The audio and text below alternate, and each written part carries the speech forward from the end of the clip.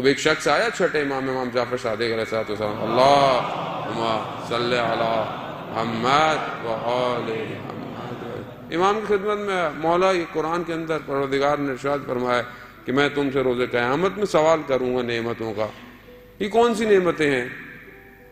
تو امام نے خود اس سے پوچھا کہ تمہارے نزدیک یہ کون سی نعمتیں ہو سکتی ہیں؟ کہا یہ جو کھانا پینا پھل یہ سب جو نعمتیں۔ کہا میں تمہیں اپنے گھر بلاؤں اور پھر میں تمہیں کھانا کھلاؤں اور پھر میں کہوں اس کا شکر ادا کرو تو تمہیں کیسا لگے گا؟ عجیب سا لگے گا، یہ مطلب کیسے میں اس کا؟ تو کہہ رہا میرے لیے تمہارے لیے عجیب سا لگے گا اور پروردگار کے لیے؟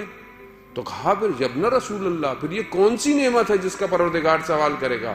کہا نحن نعمت اللہ، ہم اللہ کی نعمت ہے جس کا تم سے سوال کیا جائے گا۔ تو اہل بیت اللہ کی طرف سے ہمارے پر نعمت ہے اور یہ ان کا ذکر بھی ویسے ہی نعمت ہے، لیکن اگر ہم نے نعمتوں کا صحیح شکر ادا نہیں کیا یہ نعمتیں چھین لی جاتی ہیں۔ خوب کسی چیز کا شکر ادا کیسے کیا جاتا ہے؟ آنکھ نعمت الہی ہے، کیا شکر ہے اس کا؟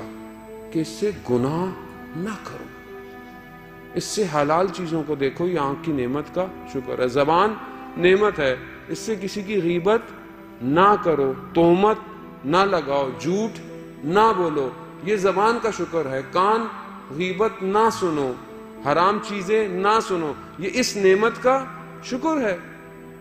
یہ جو ذکر نعمت ہے اگر اس کو صحیح طرح نہ رکھا گیا، اس کی پاسداری نہیں کی گئی، اس سے صحیح استفادہ نہیں کیا گیا، تو یہ نعمتیں کم ہوتی جا رہی ہیں عزیزان محترم۔ کیونکہ بہرحال یہ ان سے پوچھیں کہ جہاں پر بالکل بھی نہیں نعمت الہی ہے، آپ بہرحال غم زدہ ہو کر کسی امام کو آ کے پرسہ دے دیتے ہیں۔